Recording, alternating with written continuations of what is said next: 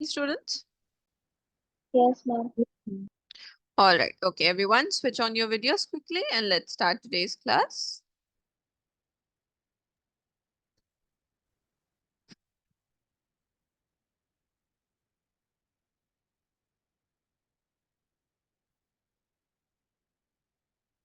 All right. So, what were we doing in the previous class?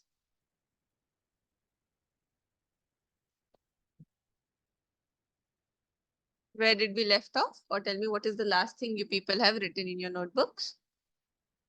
Virus. Huh? Virus. Viruses. Oh, that viruses, they are not, they are an exception to the cell theory. That part. For everyone, it's the same? Okay. So in the previous class, we had seen that how the cell theory was formulated by Schleiden and Swan, and they gave these points that said that all the plants and all the animals are made up of cells, and that cell is the basic unit of life. And then another scientist whose name was Rudolf Virchow, now he said that, okay, all the cells, they come from the cells that have already been existing. So all the cells, they come from pre-existing cells. So this was the cell theory all in all. And this cell theory is applicable to every single living organism with the exception of one, that is the viruses. Now the viruses, they are an exception to the cell theory. The reason is that they are dead outside the body of the living organism and they become alive inside the body of the living organism. So you can't call them as dead, nor can you call them alive. So you say that they are not truly living, and for that very reason, we say that they are an exception, isn't it? All right. So now moving forward, we are going to see what are the different components of the cell. So when we talk about the different components of the cell, there are actually multiple components. Okay, starting from the outside. Now the plasma membrane is the outermost covering of the cell. Okay, plasma membrane. And inner to the plasma membrane, there is the cytoplasm, meaning if we draw a cell, so the outermost layer of the cell will be the plasma membrane. Inside the cell, this fluid-like substance which will be present, that will be called as the cytoplasm. Okay, and the nucleus will also be present only in the case of the eukaryotic cells. Now, you people remember I said that there are cell organelles, like membrane-bound cell organelles. They were absent in the case of prokaryotes and they were present in the case of eukaryotes, isn't it? So what were the cell organelles? So when we talked about the cell organelles, so each cell has got certain basic components within it, which is called as the cell organelle. Now, each of the cell organelle, they have their own specific function to perform.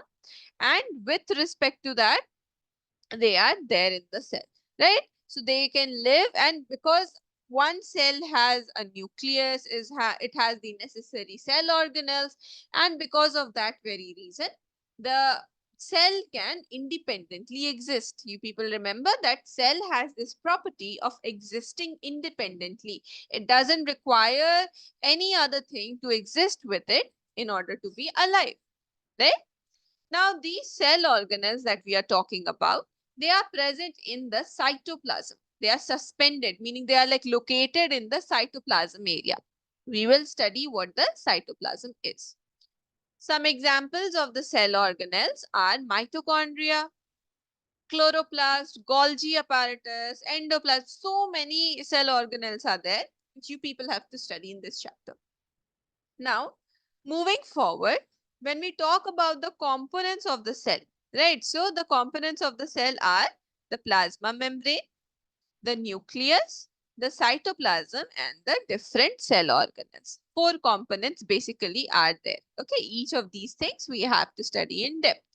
So the first one that we are going to study is the plasma membrane. Now see, membrane in general means a covering. And when we talk about plasma membrane, it is the outermost covering of the cell, which is protective in nature.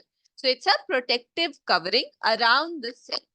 So it is the outermost layer in the case of animal cell, and it is present in plants also. It gives the shape to the cell and it provides protection from the external environment. It provides mechanical support to the cell and it doesn't let the cell die.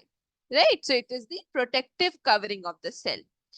Now, if anyone would ask you, what is the nature of the plasma membrane? So you will say that the plasma membrane is selectively permeable in nature. So the nature of plasma membrane is selectively permeable. Now, why is it called as selectively permeable? The reason why the plasma membrane is called as selectively permeable because it allows the inflow of substances, right? And this inflow of substances is what we call as influx. Okay, influx. Same way, it also allows the substances to go out. So we call it as efflux.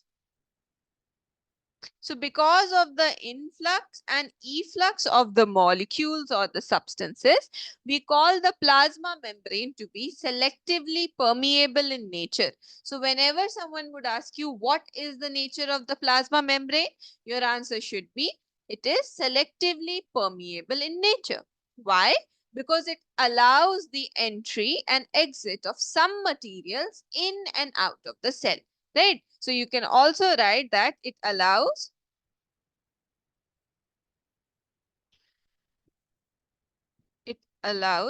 the influx and efflux. Is it clear, students?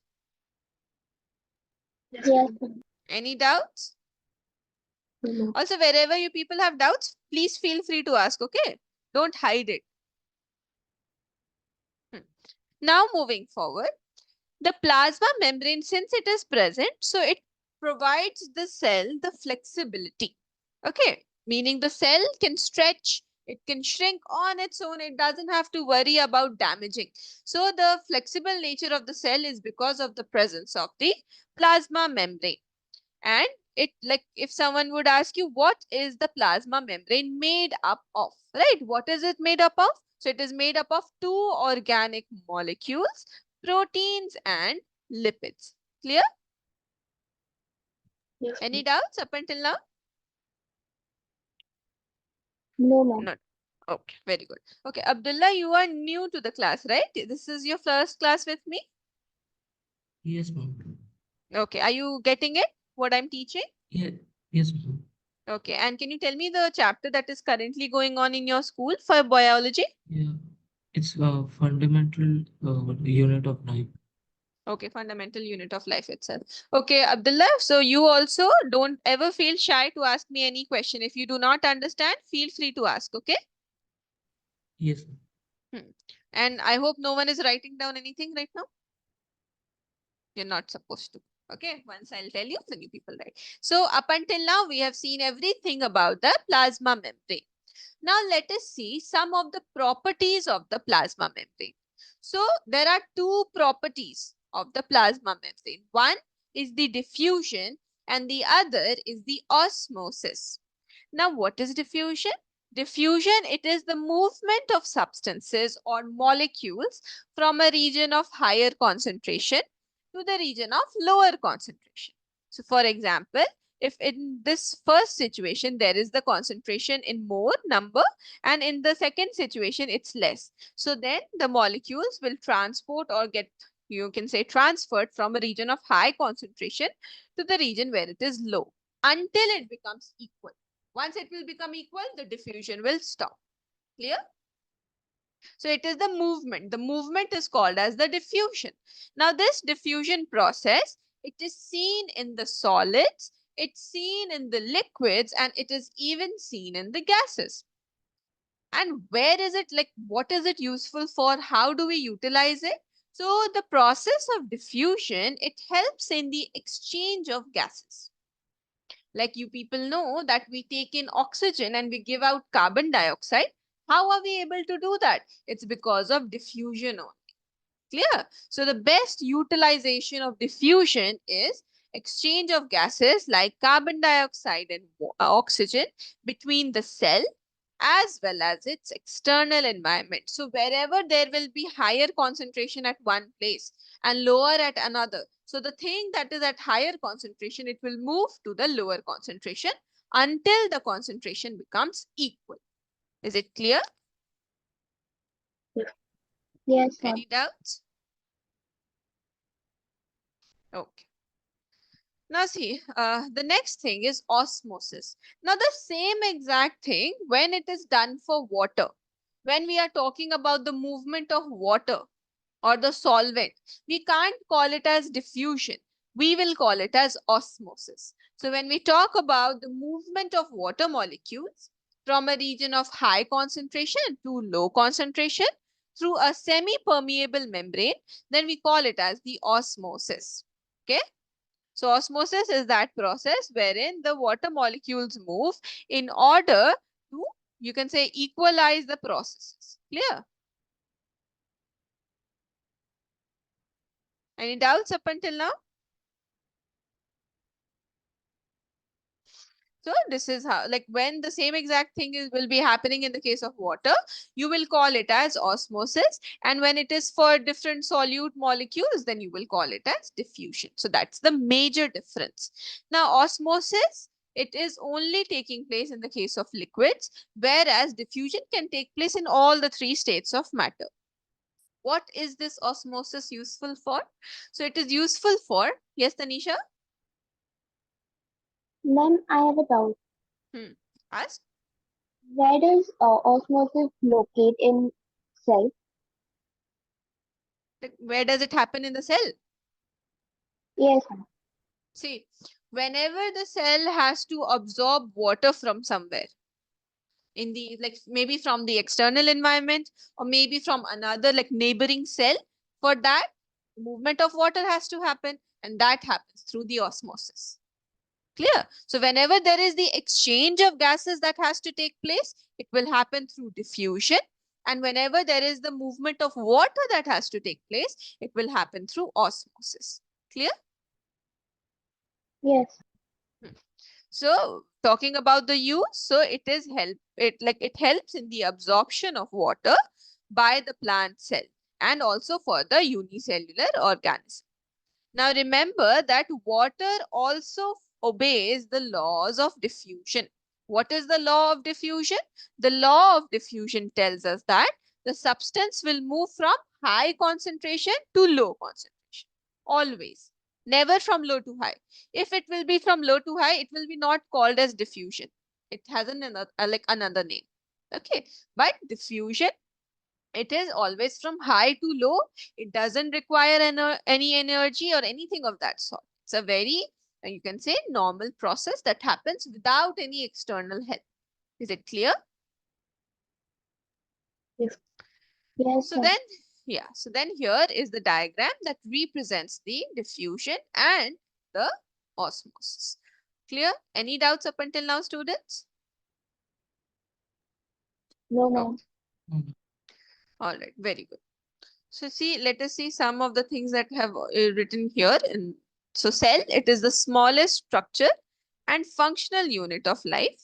It is called as the structural unit because every single living organism, they are made up of cells, and functional unit because like one cell is capable of doing everything on its own, right? Because it has everything in it. Now, the cell theory told us that all organisms are made up of cells and that cells, they come from pre-existing cells. Talking in terms of the discovery, Robert Hooke discovered the first cell, but it was a dead cell. And then here, if you in front of you, you see different discoveries. So Robert Brown, he discovered the nucleus. Now don't ever get confused. Many a times in MCQ, they will give you this. Like who discovered the cell? They'll give you Robert Hooke. They'll give you Robert Brown. And then they'll give you two other names. So always remember Robert Hooke, cell, Robert Brown, nucleus. Then Anton von Leeuwenhoek, he discovered the first living cell. And then the Purkinje, these things you people don't have to know for now.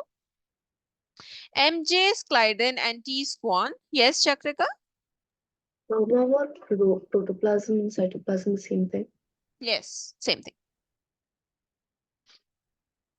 Yes, ma'am. Any doubts up until now, students? Okay. Now you people note down till here. Then we'll talk more about the plasma membrane's function.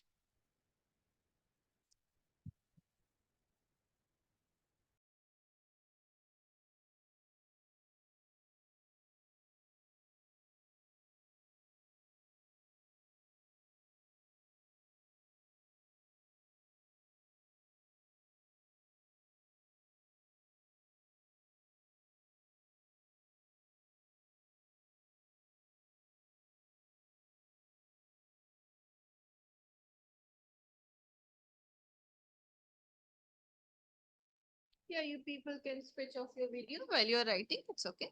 You can write comfortably.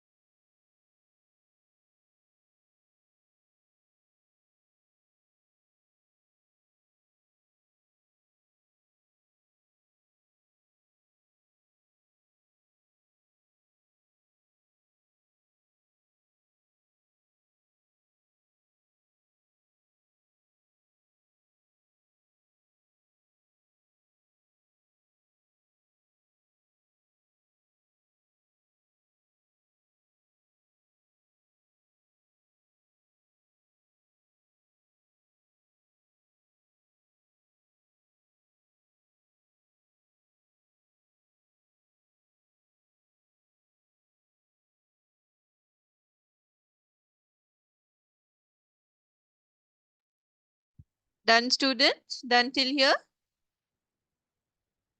Yes, Yes. Yes, ma'am.